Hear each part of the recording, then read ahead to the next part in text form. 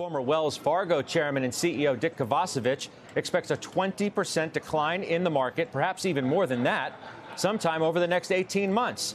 We welcome him in right now to explain all that. Mr. Kovacevich, welcome. Good morning. That's a lot.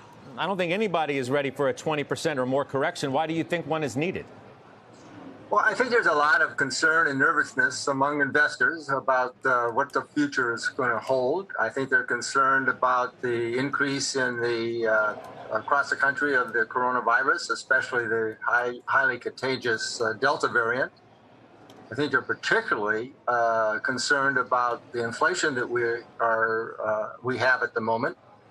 The average worker gets 2 to 3% increase in their salary, and it's all taken away by inflation. We have 4, 5, 6% inflation on just the basics: food, gas, and normal consumer purchases.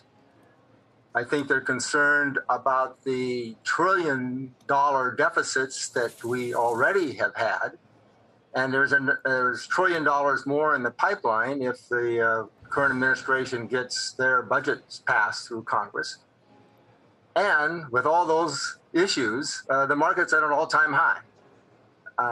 So my feeling is it's priced to perfection, and we will not have perfection sometime in the next 18 months. I think the next few months are going to be really good. The market will probably go up because we have good economic growth and really good results in terms of profits and sales growth in businesses.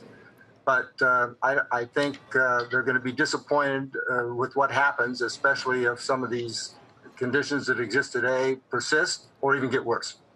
So if I say, but it's hard to make the case that the stock market is wildly overvalued given where rates are now, sounds like you'd say, yeah, I agree with you. But once that all changes over the next 18 months, the market's going to look a lot different than it does now. Exactly.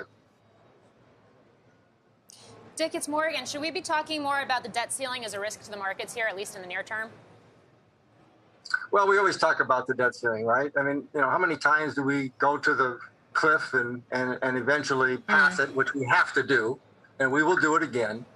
But it's just all about the politics that are going on at the moment. No one can agree with anything. And, we're not dumb enough to obviously not pay our debts. So we will get through that, but it will be negotiations like everything else seems to be with the last minute problems. Shepard Smith here. Thanks for watching CNBC on YouTube.